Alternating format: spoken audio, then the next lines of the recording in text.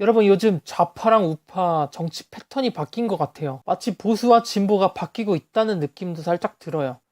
마치 옛날 과거 좌파가 우파 정부에게 무차별적인 공세를 펼치고 그리고 우파는 그걸 막는 데 치중을 했다면 지금은 우파가 공격을 하고 좌파가 그런 식으로 막고 있죠. 근데 이건 사실상 좌파 우파의 구분이 아닌 여당 야당의 구분이 더 정확할 것 같아요. 근데 제가 생각하기로는 보수는 물어뜯는 건 잘 못하는 것 같아요. 뭐 이름부터가 보수잖아요.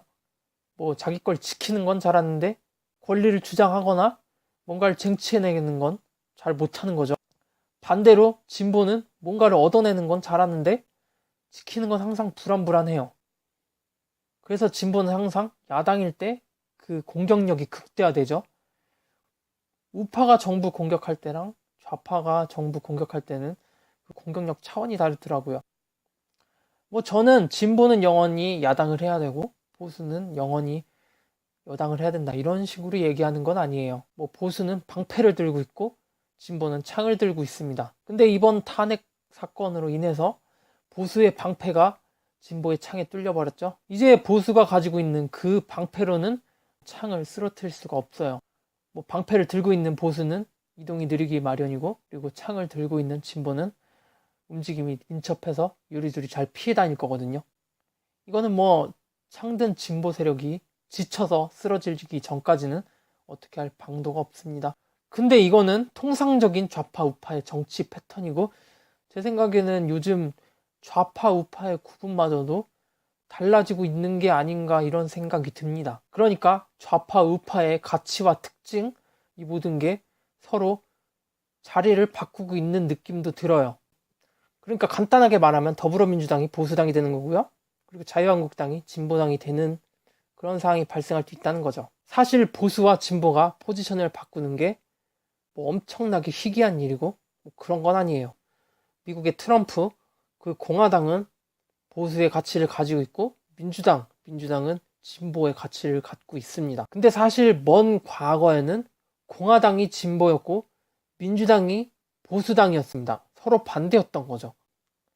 그 당시 미국의 민주당은 기득권이었던 농업지대의 중남부 시민들에게 넓은 지지를 받고 있었습니다. 뭐 아무튼 기득권이 지지하는 딱 우리나라 자유한국당 포지션이었어요. 그리고 공화당은 미국 북부, 그러니까 뉴욕이나 중산층 이런 쪽이 주요 지지 세력이었습니다. 우리나라에 중산층이 있는지 없는지는 모르겠지만 그래도 돈이 저축은 못하더라도 생계에는 지장이 없는 그런 중산층이 보통 수도권에 많이 몰려있죠. 그러니까 그때 공화당은 우리나라의 수도권들이 지지하는 정당이었습니다. 그러니까 진보의 가치를 가지고 있었죠. 아무튼 이런 정치 구도가 갑자기 포지션 체인지를 하게 되는데요. 왜 이렇게 된 거냐면 당시 미국은 농업에 종사를 했어요. 그러니까 농업 국가는 땅 많은 사람이 최고의 기득권이자 부자였죠. 그러니까 보통 부자들은 보수잖아요. 반대로 미국 북부 그러니까 뉴욕에서 공업 뭐 이런 거에 종사하던 사람들은 지금 우리나라로 따지면 4차 산업이라든지 IT 산업 뭐 이런 당시에는 신산업에 종사하는 사람들이었어요.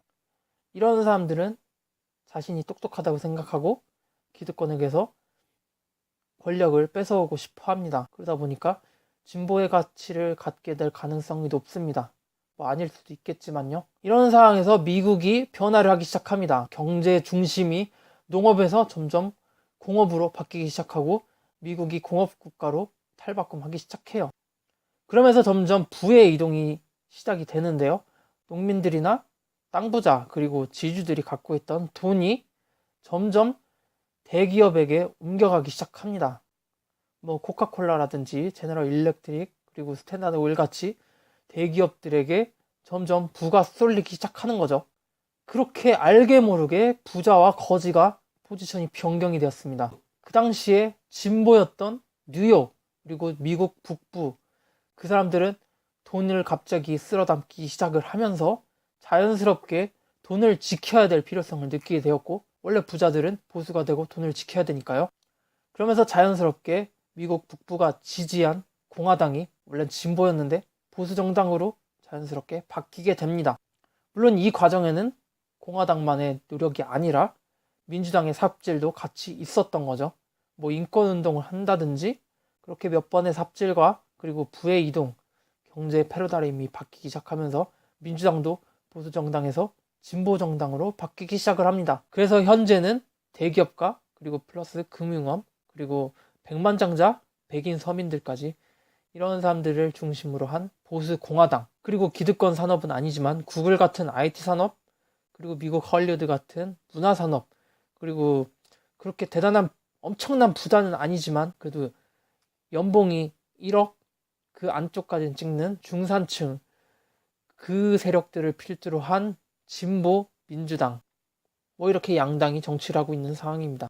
제가 여기서 보수와 진보의 가치가 바뀐다는 것을 말씀을 드린 거죠. 그리고 우리나라 얘기를 한번 해볼게요. 우리나라는 분단이 되어 있고 이 분단 상태가 영원히 지속이 된다면 자유한국당은 영원히 보수의 가치를 갖고 있을 확률이 높습니다. 그리고 반대로 더불어민주당도 진보의 가치를 유지하고 있을 확률이 높죠. 근데 만약 통일시대나 통일을 버금가는 개혁개방 시대가 이루어진다면 부의 이동이나 정치적 변화가 분명히 있을 거예요. 만약에 예를 들어서 통일이나 남북 교류가 순항 중이라고 가정을 합시다. 우리가 남북한 교류를 통해서 돈을 엄청나게 벌고 있어요. 그럼 단순하게 우리가 생각해왔던 그 이념에 빗대서 자유한국당은 북한에 거리를 두고 그리고 민주당은 북한에 호의적이다. 이런 개념으로 한번 생각을 해볼게요. 이런 상황이 고착화된다면 북한과의 교류에 호의적인 민주당 쪽에 그러니까 기업이나 많은 돈들이 움직일 확률이 높죠. 그러니까 쉽게 말해서 대기업이 민주당을 지지할지도 모른다는 겁니다. 그러나 자한당은 여태까지 가지고 있었던 북한을 싫어한다 뭐 이런 가치가 있었죠. 그러다 보니까 북한의 호의적인 정책에 대해서 반대를 할 확률이 높습니다. 그래서 이렇게 말하겠죠. 야, 좀 북한에게 그만 투자를 하고 남한 쪽에도 분배를 해라. 서민들 다 죽는다.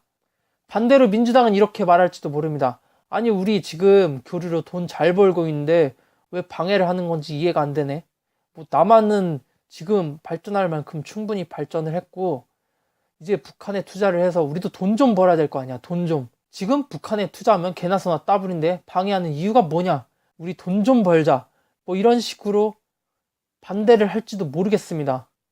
저는 만약 이런 사항이 현실화된다면 보수와 진보의 가치가 어느덧 뒤바뀔 수도 있다고 생각을 했습니다.